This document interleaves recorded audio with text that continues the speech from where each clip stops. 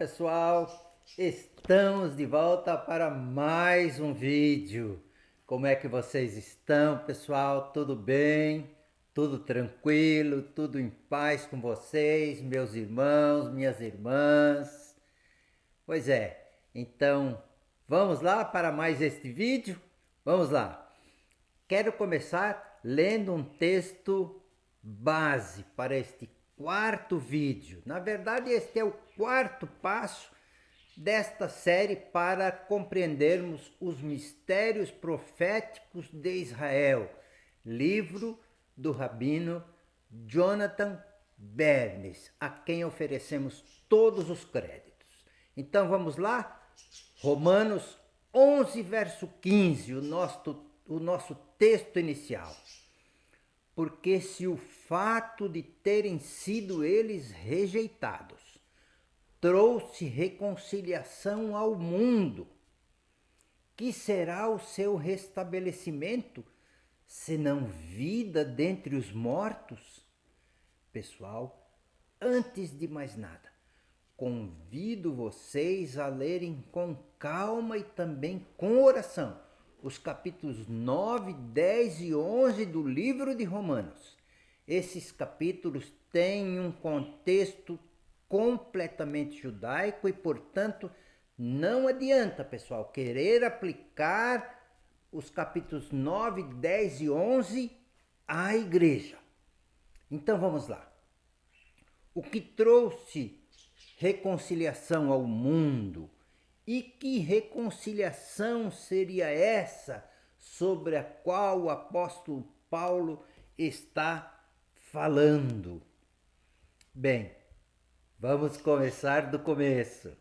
Quando o apóstolo Paulo viu o quanto a mensagem que o levou a aceitar a Jesus como o Messias de Israel era rejeitada pelos judeus, especialmente pela liderança, ele disse o que está lá no livro de Atos, no capítulo 18, versos 5 e 6. Quando Silas e Timóteo desceram da Macedônia, Paulo se entregou completamente à palavra, testemunhando aos judeus que Cristo é Jesus, opondo-se a eles e blasfemando, sacudiu Paulo as vestes e disse-lhes: sobre a vossa cabeça o vosso sangue. Eu dele estou limpo e desde agora vou para os gentios. Paulo, na verdade, queria começar pregando ali para aquela liderança, para os judeus ali. Mas devido à rejeição que ele estava sentindo na pele, ele disse: agora vou para os gentios. E por isso ele se tornou o apóstolo dos gentios. A rejeição que Israel teve por Yeshua, Jesus, levou Paulo a pregar o evangelho para os gentios, para as nações. Assim, Paulo chegou à conclusão que a rejeição que Israel teve por Jesus foi a oportunidade que os gentios e as nações tiveram de ser reconciliados por Jesus, ou seja, salvos por ele também. Então ele fez a pergunta que vamos colocar em outras palavras bem simples. Se o fato de Israel ter rejeitado a Jesus trouxe salvação aos gentios e às nações, o que acontecerá quando Israel crer que Jesus é o Messias prometido na Torá? E Paulo responde com uma outra frase impressionante: haverá vida dentre os mortos. Mas o que será que ele estava querendo dizer com essas palavras? Vamos ver o que o rabino Jonathan Bernis diz. A rejeição que eles tiveram com relação a Jesus permitiu que o evangelho chegasse a todas as nações do mundo, mas sua aceitação de Jesus alcançará algo muito maior. será como vida dentre os mortos. Ou seja, quando Israel aceitar a Jesus como o seu Messias, haverá um reavivamento espiritual como nunca houve em todos os tempos, tanto em Israel como entre as nações. E eu vou dizer algo sobre o qual você ainda talvez não tenha pensado. Se você deseja ver um derramar do Espírito de Deus como nunca houve, ore pela salvação de Israel. Quando Israel se voltar para o Messias, para Yeshua, para Jesus, isto já começou a acontecer, ainda que como uma leve garoa ou como um orvalho do Espírito Santo, haverá então vida dentre os mortos, ou seja, pessoal, um reavivamento da fé, um reavivamento que a igreja espera que vai se iniciar em Israel e vai envolver todo o mundo. E a isto Paulo chamou de vida dentre os mortos. E vejam o que diz o profeta Joel no capítulo 2, verso 28. E acontecerá, depois que derramarei o meu espírito sobre toda a carne, vossos filhos e vossas filhas profetizarão, vossos velhos sonharão, vossos jovens terão visões, até sobre os servos e sobre as servas derramarei o meu espírito naqueles dias. E vejam o que diz também o profeta Isaías no seu livro, no capítulo 44, versos 2 a 5. Vou resumir um pouquinho. Assim diz o Senhor: não temas, ó Jacó, porque derramarei água sobre o sedento e torrentes sobre a terra seca. Derramarei o meu espírito sobre a tua posteridade e a minha bênção sobre os teus descendentes, e brotarão como a erva, como os salgueiros junto às correntes das águas. Um dirá: eu sou do Senhor, e outro se chamará pelo nome de Jacó. Pessoal, os judeus estão começando e aceitando a Yeshua em número cada vez maior.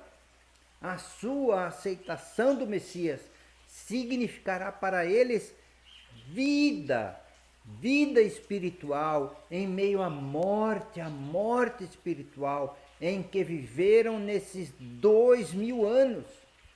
A restauração geopolítica, pessoal, de Israel, isso já aconteceu, e o ápice foi lá em 14 de maio de 1948.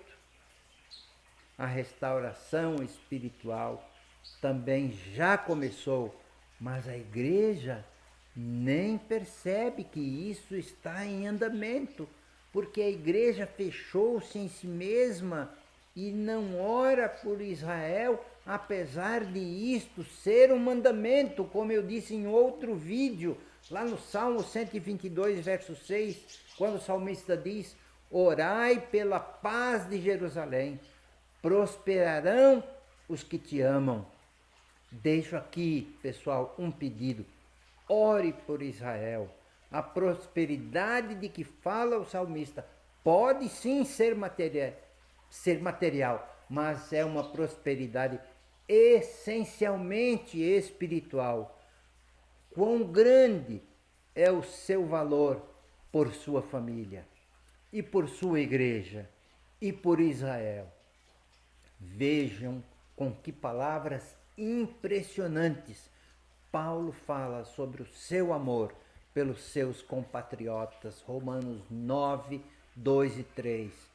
Tenho grande tristeza e incessante dor no meu coração, porque eu mesmo desejaria ser anátema, separado, como que excomungado, né?